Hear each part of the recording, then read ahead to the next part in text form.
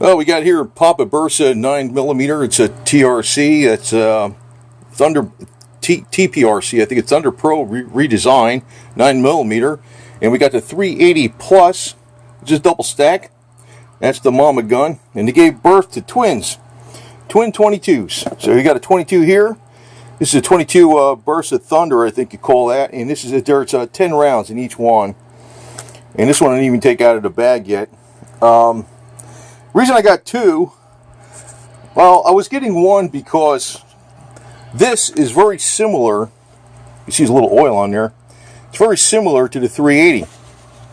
The controls are the same, basically. The magazine catch is in a slightly different place, but the grips feel about the same. This is a double stack, so it's a little wider, but it's a little heavier, but it's basically the same type of weapon. And if you're shooting 22 to practice with, it's a lot easier and a lot cheaper, not just easier, but a lot cheaper to shoot the 22 than it is the 380. The 380 ammo is pretty expensive. Now, I did get some 22 Stingers. I want to try it with the Stingers first. Then I'm going to try some the Swamp People ammo from CCI, and also some of the Remington High Velocities copper jacketed. Copper jacketed rounds usually work better in the 22s, or copper wash, actually, that's really what they are. They usually work better because there's a little more slippery to feed up that ramp. I'll see how this works. I might polish the ramp before I even take it out. And but this one is designed to use more high-powered 22s. You could actually buy an extra spring for this. I'll take it apart and show you what it is, and modify the spring to make it a little lighter so it'll cycle for lower powered ammo. But this is really designed for higher powered ammo. You need to wipe the oil off of this. To break it down, basically you push this lever forward, same exact way as you do on the 380 on this one. You push the lever forward, down, like that. Pull the slide back and up and out. Down on the front there. You can just, well, I have to, I can't do this with one hand. The back, and it comes off. When you pull it up from the back. You got to push that one lever down on the side here. This lever. It's more obvious on this one because it's a black lever against a silver background. See? And you push that down, you pull this back, and you lift up the back. This spring, when it goes on, it has a tight side and a loose side. The tight side goes to the barrel. It's a blowback operation.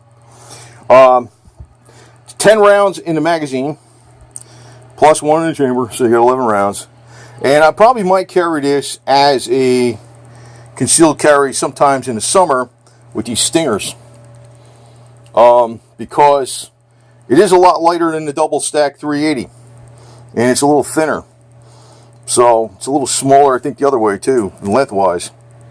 Okay, so the other thing is that it only comes with one magazine, and it has this where you can slide it down like that, like the which is easier for loading it. I noticed this, the 22s, they can be a pain to load if you don't have this. The Beretta has that too. You can pull this down and drop some in there just as you're loading it up. The magazines aren't that cheap. If you're going to get Bersa original equipment and magazines like regular Bersa factory magazines, but you're better off with those, because I found that with these Bersas, at least from other people telling me, because I got nothing but Bersa magazines from this information. I did not get any aftermarket magazines. I know Pro Mag makes some good magazines, but the people that had problems with the Bersa feeding was because they use aftermarket Pro Mag magazines. So just get the factory ones, and you're better off. I probably will use this as a concealed carry sometimes, probably too. And the other thing is, it's got all the safety features of the 380. It's got a safety on it, for one, right? An actual safety. And it has a decocker lever, which is this. So when you put it on, it's safe. It decocks it safely without firing around. It totally disconnects. Okay? The other thing is, some people don't like this feature, but I think it's good for concealed carry, because concealed carry 99% of the time, probably 99.99999% of the time, you're not going to have to use the weapon, so you want to have some extra safety features in it. So like if you have a round in the chamber and you go to unload it, it's disconnected. You know, see when it's off safe, it's disconnected.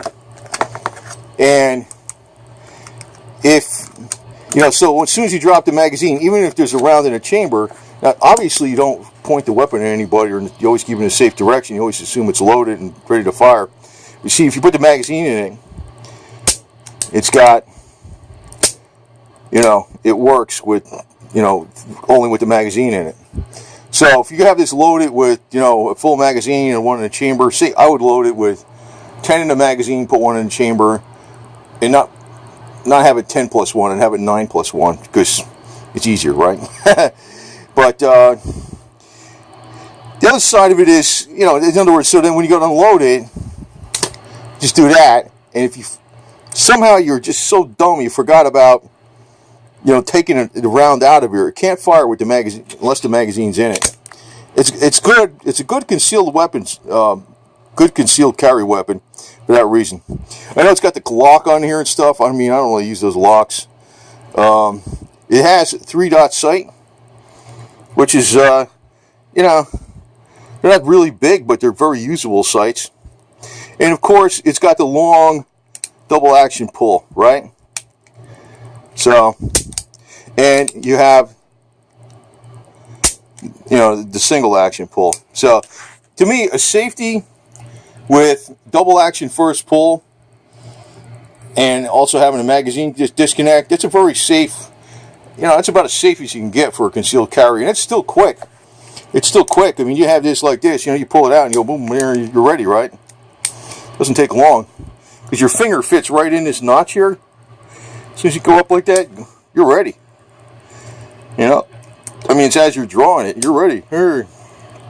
And, again, you have a long, it's on safe there, you have a long pull.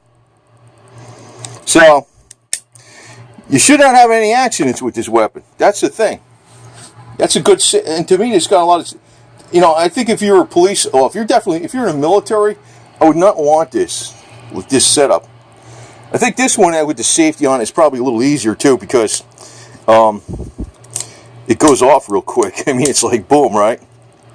You know, it goes off real quick. But this is more like a compact version of a full-size gun. This is actually has a different type of operation in it. It's a little bit of a different gun. This is a blowback operated. This is a blowback operated.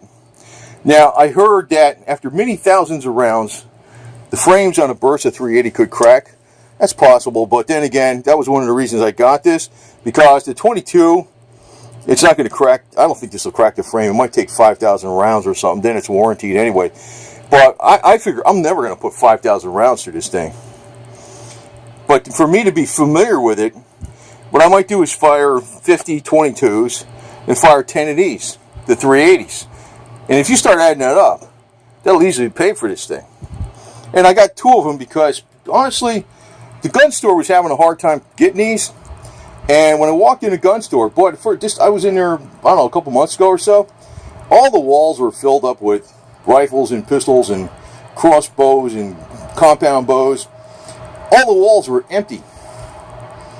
It was like they emptied the whole. And the guy was busy as all hell. He says that was why I was having a hard time getting it. They were sent me the wrong one, and he sent 2 of them. I said, well, I'll get 2 of them because the 22, like I said, is a very, I don't know. They're not. You know, if you go to the range and just want to shoot some rounds, the 22 is like the one round out there that's really easy because you don't have to reload it. The ammunition's cheap. You know, you don't have to worry about picking up the brass, which is part of the reloading. You know what I mean? You know what I'm saying? This one I didn't even take out of the box yet. It has like the little flag thing in there. You put that in there so it shows you see the weapon's safe. You know, that comes with the weapon. But, you know, these are kind of hard to get, these little suckers, man. Right now, everything's getting, I guess it's because of the political climate that's going on. You know? Who knows? They're probably going to make cars illegal and won't be able to drive to even go to the gun store because it usually, you know, it emits worse than cow farts or something, right? Cars do. This one I got to oil up, but they seem pretty smooth out of the box. And, you know, I got the old black one because this one's a silver and black. And I said, you know, if I just go take a gun or something, I know that's a 380 because it's a two-tone. And I know that both of these are 22s because they're all black. And this one obviously is two-tone the other way, more or less. Well, it's a little bit different two-tone. It's obviously the 9mm. So I didn't get the silver and black because it would look too much like this one. I wanted to, you know, you can tell the difference better. So, but basically, you know, Mama 9mm Bersa and Papa, Mama, that's Papa 9mm Bersa and Mama 380. They had twins, 222 Thunder Pro Bersas. So, what the hell you call this thing again? Probably Thunder 22. It's not a Thunder Pro 22. It's a Thunder 22. So they look like, and you know, when I picked this up, I know this has got some rounds in it.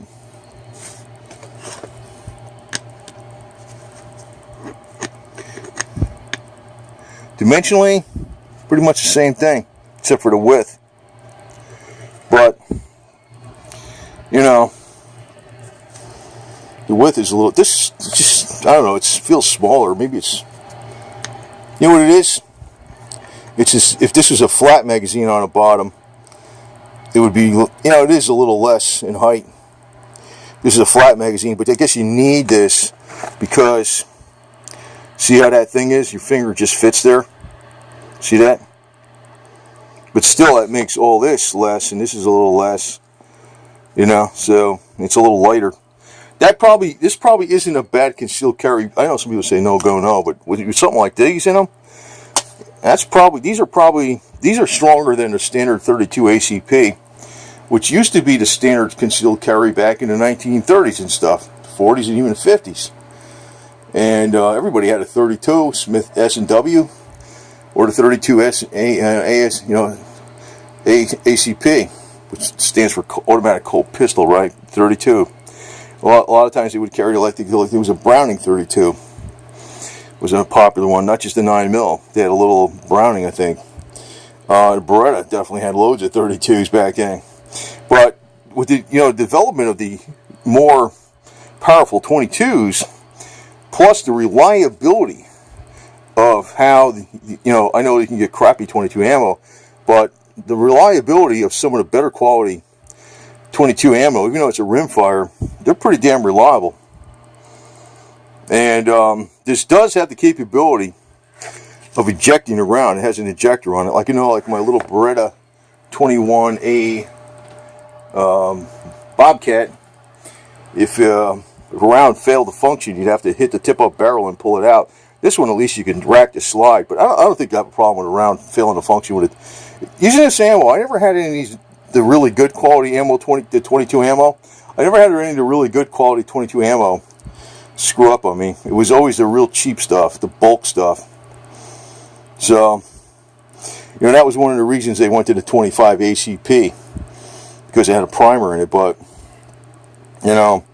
I said they improved the ammo a lot. So this can actually work for a concealed carry, especially in the summertime when you're wearing shorts and stuff and you can't carry something too big.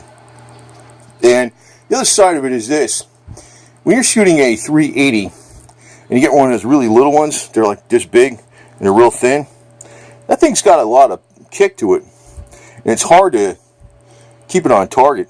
This one, being a little bit bigger than it's like the really small subcompact 380s with your finger grip on this over around here, and the fact that it's got a better grip, a little heavier, but should fire in a 22 Stinger, this thing would stay on target much better. You got to look at those factors. And I was just keeping it simple. In other words, if I learn about taking this one apart really a lot and breaking it down, I'll know this one and this one. That's why I try to keep them all the same pretty much. And I plan to put a lot of 22 rounds through this thing. So if something goes wrong with one of them, I got another one. But, I didn't really plan on doing that. It was just that there was so many guns being sold, and he ordered 2 of them. And I says, well, I'll take both of them. That's cool. All right, over now.